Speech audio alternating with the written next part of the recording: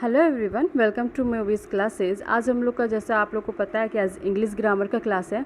आज हम लोग इंग्लिश ग्रामर पढ़ेंगे।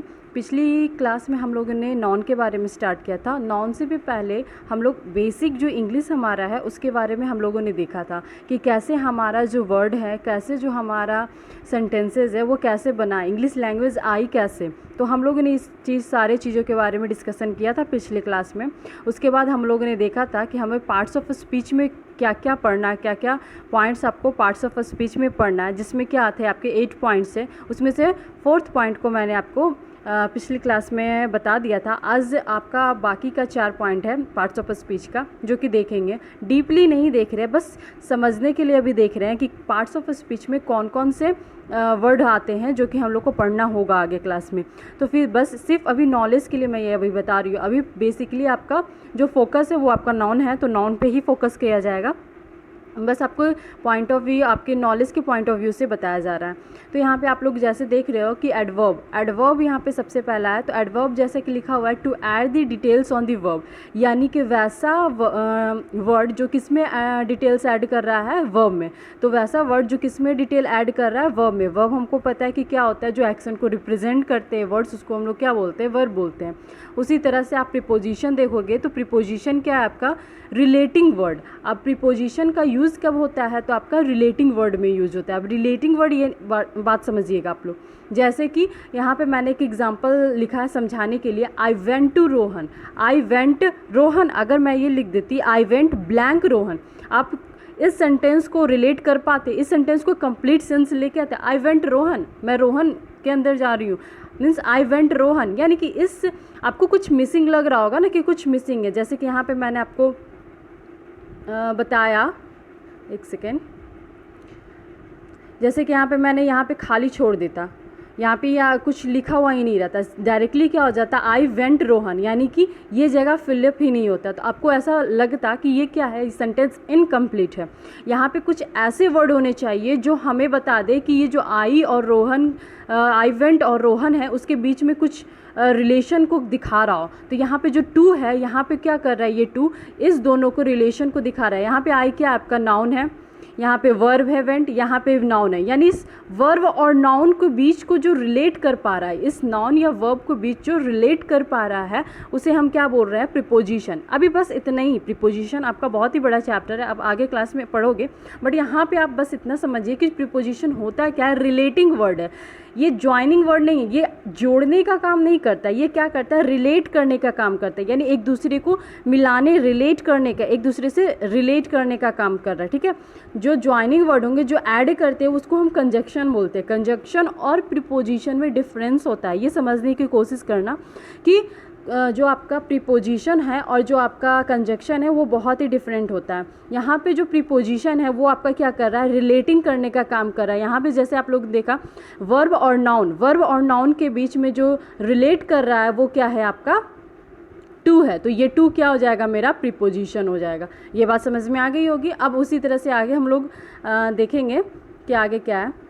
जैसे कंजक्शन, मैंने नेक्स्ट क्या है आपका कंजक्शन। तो कंजक्शन क्या है, ये आपका क्या हो जाता है, ज्वाइनिंग वर्ड, यानी कि जो दो वर्ड को ज्वाइन कर रहे हो, दो वर्ड को ज्वाइन करके फिर एक सेंटेंसेस को क्रिएट कर रहे हैं, तो वो होता है आपका ज्वाइनिंग वर्ड। जैसे यहाँ पे क्या है, Ram and Mohan are my friends, यानी राम और मोहन दोनों मेरे फ्रेंड्स हैं। राम भी है और मोहन भी है, दोनों को मैंने ऐड कर दिया। राम और मोहन को क्या है, मेरे फ्रेंड्स है। यहाँ पे क्या था आपका जो यहाँ पर आपका, यहाँ पे आप लोगों ने देखा होगा कि जो आपका ये जो वर्ब था और ये जो नाउन था, ये दोनों को आप लोग जोड़ सकते हो कभी भी। वर्ब और नाउन को ऐड करोगे नहीं, ये दोनों को क्या कर सकते थे, सिर्फ रिलेट कर सकते थे। जो किसके द्वारा कर सकते थे, प्रीपोजिशन के द्वारा कर सकते थे। जबकि यहाँ पे दो नाउन है, ये भी राम भी मेरा क्या है, नाउन है, एंड मोहन भी क्या है, नाउन है। नाउन मैंने स्टार्टिंग में बता दिया, किसी भी नाम को हम लोग क्या बोलते हैं, नाउन बोलते हैं। तो ये दोनों को ऐड कर सकते हैं, हम लोग जोड़ सकते हैं, यानी कि ज्वाइन कर सकते हैं। तो ये दोनों को ज्वाइन करने के लिए जो वर्ड यूज़ होता है उसी ही को, उसको ही क्या बोलते हैं हम लोग, कंजक्शन बोलते हैं। समझ में आ गया। सिर्फ हेडिंग, इसके जो पॉइंट है उसको समझा रही हूँ, अभी पूरा डाल रहे हो। अब मेरा सिर्फ एक लास्ट पार्ट्स ऑफ स्पीच बचा जो कि क्या है, इंटरजेक्शन। अब ये इंटरजेक्शन क्या है, तो इंटरजेक्शन का यूज़ हम कब करते हैं, इंटरजेक्शन जो वर्ड है वो यूज़ कब करते हैं, तो ये क्या है, मेरा क्या लिखा हुआ है, इमोशंस। जब भी हम अपने इमोशंस को शो करते हैं, इमोशंस को शो करने के लिए जो वर्ड यूज़ करते हैं, कभी कभी कोई पूरा सेंटेंस बोलने की ज़रूरत नहीं होती है, कभी कभी क्या होती है, हमें इमोशन को शो करने के लिए, चाहे इमोशन आपका हैप्पी हो चाहे इमोशन आपका क्या हो, सैड हो, तो उसको शो करने के लिए कोई वर्ड यूज़ करते हैं। जैसे यहाँ पे लिखा हुर्रे, यानी कि आप मैच खेल रहे हो और मैच में आप जीत गए तो क्या बोले, hurray I won the match, I von this match. आप किसी को बता रहे हो hurray I win the match, I won the match. तो ये जो हुर्रे है ये आप क्या कर रहे हो, अपनी जो फीलिंग है हैप्पीनेस की वो एक्सप्रेस कर रहे हो, तो आप इसके लिए वर्ड यूज़ कर रहे हो हुर्रे। फिर अलास से इसके साथ ये घटना घट गई, तो अलास क्या होता है, दुख प्रकट करने के। तो ऐसे वर्ड्स जो आपके इमोशन को दिखा रहे हो वैसे वर्ड्स को हम क्या बोलेंगे, इंटरजेक्शन बोलेंगे। तो ये तो था आपका पार्ट्स ऑफ स्पीच जो मैंने आपको पूरा जो आपके हेडिंग्स थे उसको सिर्फ रिफाइन किया और उसको थोड़ा थोड़ा आप स्टार्टिंग के माध्यम से आप समझने की कोशिश कर रहे हो। आगे हम लोग हमारा जो मेन टॉपिक है उसको तो भूलना नहीं है ना। सो हमारा जो मेन टॉपिक है वो क्या है आपका, नाउन। सो नाउन की ओर जाने से पहले एक यहाँ पे आप हम लोगों ने लास्ट क्या देखा था वो हम लोग देख लेते हैं। तो हम लोगों ने क्या देखा था लास्ट में, सबसे पहले हम लोगों ने देखा कि जो इंग्लिश लैंग्वेज है वो साउंड से अपीयर हुआ, साउंड से हम लोगों ने उसको क्या कन्वर्ट किया, लेटर्स में बनाए, लेटर्स से कन्वर्ट क्या हुआ, वर्ड्स हुए, और वर्ड से क्या हुए, फिर सेंटेंसेस बने, सेंटेंसेस बने। अब वर्ड तो हम लोगों ने देख लिया कि वैसा वर्ड, ग्रुप ऑफ लेटर्स को हम लोग क्या बोलते थे, वर्ड बोलते थे। अब वर्ड से क्या बना हमारा, सेंटेंसेस। तो सेंटेंसेस में हम लोग क्या देखेंगे वो जानेंगे। तो वर्ड में क्या था हमारा, वैसा वर्ड जिसका क्या हो, मतलब भी निकले, तब हम कंसीडर करते हैं उसको क्या, वर्ड। जब हमारा कोई वर्ड का मीनिंग निकले, जब क्या हो, कोई भी वर्ड का हमारा मीनिंग निकलेगा तभी हम उसको क्या बोलेंगे कि वो एक वर्ड है, ठीक है, यानी एक शब्द है। उसी तरह सेंटेंसेस, यानी सेंटेंसेस क्या है, तो यहाँ पे है क्या आपका, a group of words which makes it complete sense is called the sentences. यानी कि अब क्या है, बहुत सारे वर्ड्स की ग्रुप को मिलाकर एक सेंटेंसेस बनाए जाते हैं और वो सेंटेंसेस का क्या होना चाहिए, कंप्लीट सेंस होना चाहिए। Complete sense in the sense यानी कि यहाँ पे आप लोग देख रहे हो कंप्लीट सेंस, यानी कि उसका मतलब निकलना चाहिए। ऐसा नहीं कि कोई भी वर्ड आप बना दिए बहुत सारे वर्ड्स को मिलाकर, वर्ड्स मतलब बहुत मीनिंगफुल, उसका मतलब होना चाहिए। वर्ड्स में भी क्या है, जो वैसा वर्ड जिसका मतलब होना चाहिए, लेकिन बहुत सारे मतलब के वर्ड्स को एक साथ लिख दिए और उसको सेंटेंस बोल देंगे हम लोग, नहीं। सेंटेंसेस कब बोलेंगे, जब वो सेंटेंसेस क्या निकालता हो, कंप्लीट सेंस निकालता हो, यानी कि वैसा ग्रुप ऑफ वर्ड्स जिसका जो सेंस हो वो क्या हो, कंप्लीट हो, पूरी तरह से कंप्लीट सेंस देता हो, जिसे हमें सुनकर या जिसे हमें देखकर क्या हो, उस सेंटेंस को सेंस आए, मीनिंग आए कि वो अच्छा ये सेंटेंस ये बोलना चाह रहा है, तभी हम लोग को पता चलेगा ना कि वो सेंटेंस हमें क्या बोलना चाह रहा है। सो यहाँ पे इसलिए सेंटेंसेस का यूज़ किस लिए किया गया है, a group of word which make it's complete sense is called the sentences. Clear हो गया सेंटेंसेस क्या होता है। जैसे यहाँ पे कुछ मैंने आपके एग्जाम्पल भी दिए हैं। जैसे पहला मैंने दिया है डिसअरेंज करके, डिसअरेंज इन द सेंस की ग्रुप ऑफ वर्ड्स सिर्फ दिया है, सिर्फ ग्रुप ऑफ वर्ड्स दिया है, उसका मीनिंगफुल सेंस आपको नहीं निकल रहा है। जैसे मैंने दिया forest does peacock the dance in the, मैंने ये सेंटेंसेस लिख दिया, बोला आपको, आप इसका मतलब बताओ क्या समझे आप इससे, आप समझ पाओगे, आप बोलोगे मैम क्या दे दी, मतलब कुछ भी। सो आप देख रहे हो कि इसमें कुछ समझ नहीं आ रहा, लेकिन आप उसी को मैंने अरेंज करके एक, ये भी क्या है मेरा ग्रुप ऑफ वर्ड ही है, बट ये क्या है, इस सेंटेंस से मेरा क्या हो रहा है, आपको सेंस आ रहा है। जैसे सेंस कैसे आ रहा है आप देखिए ज़रा, does the peacock dance in the forest, क्या पिकॉक डांस कर रही है फॉरेस्ट में, कुछ भी हो, चाहे इंट्रोगेटिव क्वेश्चन पूछने वाला सेंटेंस हो, चाहे आपका निगेटिव हो, लेकिन क्या हो रहा है, सेंस आ रहा है ना। तो यहाँ आपने जब ये सेंटेंसेस पढ़ा, does the peacock dance in the forest, तो आपको समझ आया कि ये क्या है, एक सेंटेंस है, और इस सेंटेंस को बोलने से हमको क्या मिल रहा है, सेंस भी मिल रहा है। क्या मिल रहा है, सेंस भी मिल रहा है। तो ये तो क्लियर हो गया। यहाँ पे आपको कोई सेंस मिल रहा था, कोई सेंस नहीं मिल रहा था, तो ये क्या है, केवल और केवल ग्रुप ऑफ वर्ड है। ये सेंटेंसेस नहीं हैं, जबकि ये क्या है, मेरा ग्रुप ऑफ वर्ड है और it makes it's complete sense, यानी कि ये कंप्लीट सेंस भी दे रहा है। यहाँ तक समझ में आया। उसी तरह से नेक्स्ट एक और एग्जांपल मैंने लिखा आपके लिए, fast runs the horse. Fast runs the horse मतलब समझ नहीं आया, ये भी ग्रुप ऑफ वर्ड्स है लेकिन इसका कंप्लीट सेंस नहीं, तो उसको हम सेंटेंसेस नहीं बोलेंगे। फिर आपका क्या है, द हॉर्स रन्स फास्ट, मैंने इसको रीअरेंज करके लिखा और इससे आपको क्या पता चला कि ये सेंटेंसेस क्या है, कंप्लीट भी है, ग्रुप ऑफ वर्ड्स भी है एंड हमें कंप्लीट सेंस भी दे रहा है। हमें समझ आ रही है ना कि ये क्या बोलना चाह रहा है। तो ये भी क्या है, मेरा कंप्लीट सेंस है, तो ये भी मेरा क्या हो जाएगा, एक सेंटेंस हो जाएगा, जबकि ये मेरा कोई भी सेंटेंस नहीं कहलाएगा। तो ये आपको समझ आ गया होगा। अब कोई भी सेंटेंस को बनाने के लिए हमें क्या चाहिए, अब आपने देखा सेंटेंस को क्या होना चाहिए, ग्रुप ऑफ वर्ड्स होने चाहिए और उसका मतलब भी क्या होना चाहिए, सेंस में होना चाहिए। तो पहले में हमने देखा ग्रुप ऑफ वर्ड्स डाले लेकिन हमको कोई सेंस वाले सेंटेंसेस बने नहीं। तो उस सेंस, कंप्लीट सेंस के सेंटेंस को बनाने के लिए हमें स्ट्रक्चर फॉलो करना पड़ता है। तो ये स्ट्रक्चर आप लोग को सबको पता होगा कि ये स्ट्रक्चर क्या होता है, आपका क्या होता है, सब्जेक्ट, वर्ब और ऑब्जेक्ट या अदर वर्ड्स। यानी कोई भी मीनिंगफुल सेंटेंस को बनाने के लिए बस 3 चीज़ चाहिए होता है, सब्जेक्ट, वर्ब, अदर वर्ड्स और ऑब्जेक्ट। अब सब्जेक्ट और ऑब्जेक्ट क्या होता है वो आपको नेक्स्ट क्लास में या कोई अदर क्लास में आपको बताऊंगी मैं, बट अभी यहाँ तक जानिए कि 3 चीज़ चाहिए होता है आपको किस चीज़ के लिए, कोई भी मीनिंगफुल सेंटेंस बनाने के लिए, सब्जेक्ट, वर्ब और अदर वर्ड या ऑब्जेक्ट। ऐसा तो पता ही होगा सब्जेक्ट, बट मैं करवाऊंगी आप लोग को। तो यहाँ पर अब ये बात आती है कि सब्जेक्ट की जगह कौन से वर्ड यूज़ करने चाहिए। यानी सब्जेक्ट की जगह कोई तो वर्ड यूज़ होगा ना, ग्रुप ऑफ वर्ड्स मिलकर सेंटेंसेस बनाते हैं, बट सब्जेक्ट की जगह कोई वर्ड यूज़ होंगे ना। तो क्या, what are the essential things for being subject और ऑब्जेक्ट। यहाँ पे आप लोगों ने देखा वर्ब आप लोग को पता है कि क्या रिप्रेजेंट करता है, आपका बेसिकली एक्शन को रिप्रेजेंट करता है। हम लोगों ने देखा कि एक्शन को लेकिन सब्जेक्ट और ऑब्जेक्ट की जगह कोई तो ऐसे वर्ड होने चाहिए जो कि क्या दिखाते हो, ये सारे मिलकर ग्रुप ऑफ वर्ड्स बने और उस ग्रुप ऑफ वर्ड्स का हम लोग सेंस भी निकाल सकें।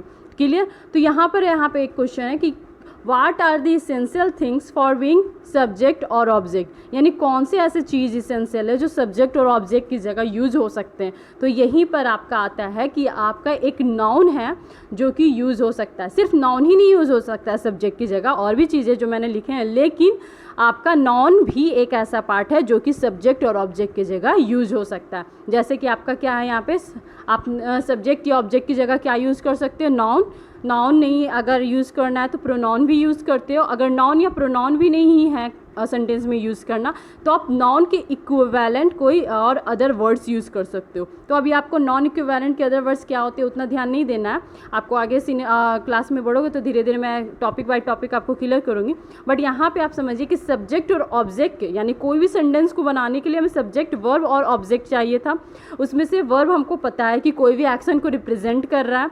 अब बात आती है सिर्फ सब्जेक्ट और ऑब्जेक्ट की, तो सब्जेक्ट और ऑब्जेक्ट में रखेंगे क्या, कौन से वर्ड को रखा जाता है, यानी पार्ट्स ऑफ स्पीच में कौन सा ऐसा है जो सब्जेक्ट और ऑब्जेक्ट की जगह रखकर एक सेंटेंस, मीनिंगफुल सेंटेंस को क्रिएट कर सकता है। तो आपका क्या है, नाउन हो सकता है, प्रोनाउन हो सकता है, एंड नाउन या प्रोनाउन के इक्विवेलेंट कोई अगर वर्ड होगा तो वो हो सकता है। यहाँ तक क्लियर हो गया आपका। अब आते हैं हम लोग नाउन की ओर, यानी फाइनली हम लोग का जो टॉपिक था नाउन, उस पर हम लोग आते हैं। तो नाउन क्या होता है इसका हम लोग देखते हैं। तो स्टार्टिंग से ही मैं आपको बता रही हूँ कि नाउन क्या है, आपका एक नेमिंग वर्ड है। नेमिंग वर्ड यानी कोई भी चीज़ का नाम होता है नाउन। ये तो समझ में आ गया, कोई भी चीज़ का, तो चीज़ का नाम मीन्स बहुत सारे चीज़ हो जाएंगे। तो कितने को याद रखेंगे और कितने को नहीं याद रखेंगे, कितना जैसे कि बहुत ज़्यादा जब संख्या हो जाती है तो हम क्या करते हैं, उसको बांट देते हैं, ताकि क्या होता है, जैसे हमारे पास ऐसा समझो जैसे कि हमारे पास कपड़े बहुत हो गए तो हम लोग क्या करते हैं, सेल्फ जो आपका रैक होता है उस पर बांट देते हैं। इस पर मेरा ये ट्राउज़र रहेगा, इस पर मेरा शर्ट रहेगा, इस पर मेरा कुछ और रहेंगे, यानी कपड़े से रिलेटेड कुछ और रहेंगे। तो आप क्या करते हो, बांट देते हो, कैटेगरी बांट देते हो सब चीज़ का। तो उसी तरह से नाउन में क्या किया गया, कैटेगरी बांट दिया गया। जैसे कि बहुत सारे ग्रुप्स हो गए थे, नाउन तो कुछ भी हो सकता है, पेन, रोहित, आपका window, chair, table, book, pen, बहुत सारे नाम हो जाते थे। प्लेस के नाम जैसे मुंबई, कोलकाता, जगह का नाम, कुछ भी। तो इतने सारे वर्ड्स हो गए थे नाउन में, तो उसको भी क्या किया गया, कैटेगरी बांट दिया गया, ताकि क्या हो, अच्छे से क्या हो, इसको लोग समझ सके और अच्छे से पहचान सके कि इसका यूज़ एक्चुअल में क्या है। तो नाउन क्या है आपका, पहले बेसिकली नाउन को दो पार्ट में बांटा गया, जो कि क्या आपका काउंटेबल और अनकाउंटेबल। अब आपको इतना समझने में दिक्कत नहीं होगा, क्योंकि नाम ही से क्लियर है कि काउंटेबल हम कब बोलते हैं एंड अनकाउंटेबल हम कब बोलते हैं। काउंटेबल नाउन किसको बोलेंगे, वैसा नाउन जो किस चीज़ को ऑब्वियसली काउंट कर सकते हैं, बचपन से पढ़ते आ रहे हैं कि काउंटेबल नाउन किसको बोलते हैं और अनकाउंटेबल नाउन किसको बोलते हैं। तो ये क्लियर हो जाना चाहिए आपका। और अनकाउंटेबल क्या होगा, वैसा नाउन जो कि क्या है आपको काउंट नहीं कर सकते। अब आता है यहाँ पर काउंटेबल नाउन को भी हम लोग 3 पार्ट्स में डिफाइन करते हैं। अब काउंटेबल में भी बहुत सारे ऐसे नाम आ जाएंगे जो जिसको हम लोग काउंट कर सकते हैं। तब इसमें भी बहुत सारा ग्रुप्स, बहुत सारे नाम्स भर गए, तो इसको भी क्या किया गया, 3 पार्ट में डिफाइन कर दिया गया, 3 पार्ट में कैटेगराइज कर दिया गया, ताकि हमको ईजिली क्या हो सके, हर एक नाम को अच्छे से हम लोग पढ़ सकें। क्लियर यहाँ तक। तो यहाँ पे हम लोगों ने देखा जैसे कि एक है proper noun, common noun, collective noun. ये 3 नाउन में काउंटेबल नाउन को डिफाइन किया गया, एंड अनकाउंटेबल को क्या किया गया, मटेरियल नाउन और एब्स्ट्रैक्ट नाउन। यहाँ तक क्लियर है। एक एक करके हम लोग सब डिफाइन करेंगे, यानी एक एक नाउन लेके हम लोग सब पार्ट पढ़ेंगे। तो यहाँ पे सबसे पहले आप क्या आ जाता है, प्रॉपर नाउन। तो प्रॉपर नाउन सबसे पहले हम लोग देखते हैं प्रॉपर नाउन में क्या है आपका। तो प्रॉपर नाउन नाम से क्लियर है, proper noun is the name of some particular person, place, thing और एनिमल्स। यानी प्रॉपर नाउन किसको बोला जाता है, किसी ऑब्वियसली नाउन है तो नेम है, तो किसके नेम को हम प्रॉपर नाउन में डालेंगे, यानी कौन से ऐसा नाम है जिसको हम लोग प्रॉपर नाउन के कैटेगरी में डालेंगे। तो वैसा नाम जिसका क्या हो, पार्टिकुलर हो, यानी कि बहुत ही खास पर्सन का नाम हो, खास नाम हो, यानी खास नाम किसी पर्सन का हो सकता है, कोई भी जगह, कोई थिंग्स या एनिमल्स। अब बोलोगे खास होते हैं ना, जैसे कि आपको बोला जाता है, जैसे आपका ही नाम आपके लिए क्या है, आपके पूरे घर में आपका ही नाम क्या होगा, एक होगा। जैसे मान लेते हैं आपका नाम कुछ भी रोहित है, तो रोहित जो है उस घर में एक ही रोहित होंगे, तो आपका नाम क्या होगा, खास है, इम्पॉर्टेंट है, तो आपका नाम जो है वो खास हो जाएगा, वो पार्टिकुलर हो जाएगा। तो आपके घर में आपका नाम क्या हो जाएगा, प्रॉपर नाउन में हो जाएगा। यानी कोई भी ऐसा नाम जो कि क्या हो, बहुत ही खास हो। जैसे हमारा कंट्री का नेम खास है, ऑब्वियसली इंपॉर्टेंट है और बहुत ही खास है इंडिया, तो ये क्या हो जाएगा, प्रॉपर नाउन में हो जाएगा। जैसे प्लेस, एनिमल्स का नाम कैसे खास हो सकता है, अब डॉग, कुत्ता, जो कैट, ये सारे का नाम कैसे खास हो सकता है। तो हम लोग डॉग क्या है, एक नेम है, मान लेते हैं डॉग क्या है, एक नाम है, वो क्या हो जाता है कॉमन नाउन। डॉग क्या है, कॉमन नाउन में आपको कॉमनली जो यूज़ होते हैं वो कॉमन नाउन। इतना समझने में दिक्कत नहीं आएगा कि कॉमन जो आपका यूज़ होता है वो कॉमनली आप जिसका नाम बोलते हो वो कॉमन नाउन हो जाते हैं। बट उसको खास कब बनाया जाता है, जैसे डॉग है, तो डॉग में आप बोलोगे एक कुत्ते ने मेरे को काटा, ठीक है, काटा में इन दी सेंस के मजाक में, तो अब कुत्ता तो बहुत सारे हैं ना, अब कौन के कुत्ते ने, कौन डॉग ने आपको काटा वो तो नहीं पता, बट आप जब आपके पड़ोसी में कोई डॉग को पेट है आपका और उस पड़ोसी ने उसका नाम टॉमी रख दिया, अब आप बोलोगे मम्मी मेरे को टॉमी ने काटा, तो सबका जो पॉइंट ऑफ व्यू सोचने का, टॉमी यानी कि बगल में मेरे पड़ोसी के यहाँ है वो कुत्ता है, वो ध्यान आ जाएगा, आपके गली का कुत्ता ध्यान नहीं आएगा या कहीं और का डॉग को ध्यान नहीं होगा। तो वो टॉमी जो वो क्या हो गया, खास हो गया, वो पर्टिकुलर हो गया। जब आपने किसी कॉमन के नाम को कोई पार्टिकुलर नाम दे दिया तो वो क्या हो जाएगा, प्रॉपर नाउन कहला जाएगा। ये ध्यान रखना है, कोई भी कॉमन नाउन का अगर मैंने एक पर्टिकुलर नाम दे दिया तो वो क्या कहला जाएगा, प्रॉपर नाउन। जैसे पेन आप लोग यूज़ करते हो, पेन मैंने बोला गिव मी अ पेन, या एक पेन दो बाबू, तो आप लोगों ने कोई ने एक पेन दिया, लेकिन मैं ये बोलूँ मुझे लिंक लेजर का ही पेन चाहिए, तो आप लोग क्या करोगे, लिंक लेजर का ही पेन दोगे। मैंने उस पेन में क्या किया, कुछ खास जोड़ दिया, पर्टिकुलर कर दिया कि मुझे केवल और केवल क्या चाहिए, लिंक लेजर ही चाहिए। ये समझ में आ गया। प्रॉपर नाउन कहाँ यूज़ होता है, जैसे मैंने एग्जांपल में भी आपको देखा, हॉर्स क्या है, कॉमन नाउन है, लेकिन हम उस अपने पेट का नाम डाल दिए बादल, यानी मेरे पास एक घोड़ा है उसका नाम मैंने रख दिया बादल, तो ये क्या, बादल क्या हो जाएगा, प्रॉपर नाउन हो जाएगा। ये समझना है, बादल क्या हो जाएगा, प्रॉपर नाउन हो जाएगा। उसी तरह से डॉग का नाम मैंने क्या रख दिया, टॉमी रख दिया, तो इस तरह से आपका ये प्रॉपर नाउन। तो अब समझ में आ गया होगा कि प्रॉपर नाउन होता क्या है। सेकंड क्या है आपका इस प्रॉपर नाउन में फैक्ट्स, कि proper noun is always be written in the capital letter, यानी कभी भी आपका प्रॉपर नाउन क्या होता है, हमेशा कैपिटल लेटर में ही लिखा रहेगा। अगर आपने स्मॉल लेटर में लिखा तो वो प्रॉपर नहीं होगा, क्योंकि खास है तो खास हमेशा ऑब्वियसली पार्टिकुलर है, खास है तो उसका नाम हमेशा कैसा होगा, आपका कैपिटल लेटर में होगा। इतना समझ में आया। आगे पॉइंट में क्या है, normally no article is used before proper noun. और आपको ये ध्यान रखना है कि लगभग आपका मान लीजिए 90% प्रॉपर नाउन में आपका आर्टिकल का यूज़ नहीं होता। कुछ एक दो केसेस हैं जिसमें यूज़ होते हैं, तो वो आपको बताएंगे आगे, बट नॉर्मली आपके प्रॉपर नाउन में आर्टिकल यूज़ नहीं करते, यानी प्रॉपर नाउन के पहले हम आर्टिकल का यूज़ नहीं करते हैं। अब यहाँ पे थोड़ा सा एक पॉइंट है वो समझ लीजिए, जैसे कि कोई भी कंट्री का नाम तो प्रॉपर है, ऑब्वियसली ये समझ में आ गया, लेकिन इसमें भी थोड़ा सा कॉन्ट्रडिक्शन है। क्या है, जब हमारा कंट्री का नेम जैसे यूज़ होता हो, कोई भी कंट्री का नाम आ जाता हो, तो उसमें हम लोग क्या लगाते हैं, आर्टिकल का यूज़ नहीं करते। अभी मैंने आपको बताया कि आर्टिकल का यूज़ हम लोग कर नहीं सकते अगर कोई भी नॉर्मली कंट्री का नाम आ रहा हो, कोई भी सेंटेंसेस में आ रहा हो तो। और हमेशा कंट्री क्या होता है, सिंगुलर यूज़ होता है, तो उसके साथ आने वाले वर्ब भी कैसे यूज़ होंगे। जैसे सेंटेंसेस का निर्माण क्या होता है, सब्जेक्ट, वर्ब और ऑब्जेक्ट। तो सब्जेक्ट जिस फॉर्म में होगा उसी फॉर्म में उसका वर्ब भी होगा। तो अगर सब्जेक्ट की जगह कोई कंट्री आ रहा हो तो वो सिंगुलर ही लिखाएगा हमेशा, एंड उसके साथ आने वाला वर्ब भी क्या होगा, सिंगुलर हो जाएगा। लेकिन जब वही country in the case of game, कहीं वार हो रहा हो, बैटल हो रहे हो, स्पोर्ट्स चल रहे हों, उस केस में क्या होते हैं, उस केसेस में आपका जो कंट्री का नाम है सेंटेंसेस में प्लूरल भी यूज़ हो सकते हैं। तो प्लूरल यूज़ होगा तो उसके साथ आने वाला वर्ब भी क्या होगा, आपका प्लूरल होगा। एंड आपका इसके साथ आपका दा इज़ यूज्ड, यानी कि जो आर्टिकल दा है वो भी आपका क्या होगा, यूज़ होगा। तो यहाँ पे आपका थोड़ा सा यहाँ पे ये आपका जब सेंटेंसेस आप ये किस लिए काम आता है ये सारी चीज़, जब क्योंकि आपका जब सेंटेंसेस प्रैक्टिस के लिए गिवन हो तो आप हमेशा आंख बंद करके ये नहीं लगाना कि आर्टिकल यूज़ ही नहीं होने वाला है। कैपिटल लेटर से तो होता है ये सिंगुलर होगा और आर्टिकल नहीं यूज़ होगा। तो कुछ कुछ केसेस आप सेंटेंसेस पढ़ोगे, अगर उसमें आपको ऐसा लगता है कि स्पोर्ट्स या वार या कोई गेम से रिलेटेड है, तो हमें वहाँ पे सेंटेंसेस के अकॉर्डिंग काम करना है कि सेंटेंसेस में रिक्वायरमेंट किस चीज़ की है, सिर्फ नेम अगर है कंट्री का उसकी, या उस कंट्री का अगर स्पोर्ट्स से रिलेटेड कुछ सेंटेंसेस आ रहे हैं तो उसमें हमको दा यूज़ करना है या प्लूरल यूज़ करना है या नहीं। तो ये ध्यान रखना है। तो ये आपका यहाँ पे प्रॉपर नाउन कंप्लीट होता है। हम लोग नेक्स्ट क्लास में कॉमन नाउन और आपके अदर नाउन को क्लियर करेंगे। तो आज की वीडियो तो यहीं तक है, होप्स आपको समझ में आ गया होगा। और आज से थोड़ा वीडियो में चेंजेस भी है जो कि आप लोग को देखने को मिल रहा है। तो आज से ऐसा ही वीडियो बनेगी, आप लोग बताना कि ये वीडियो सही है कि नहीं। तो आज की वीडियो यहीं तक है, नेक्स्ट क्लास में आपको मैं नेक्स्ट नाउन को करवाऊँगी। तो bye, have a nice day.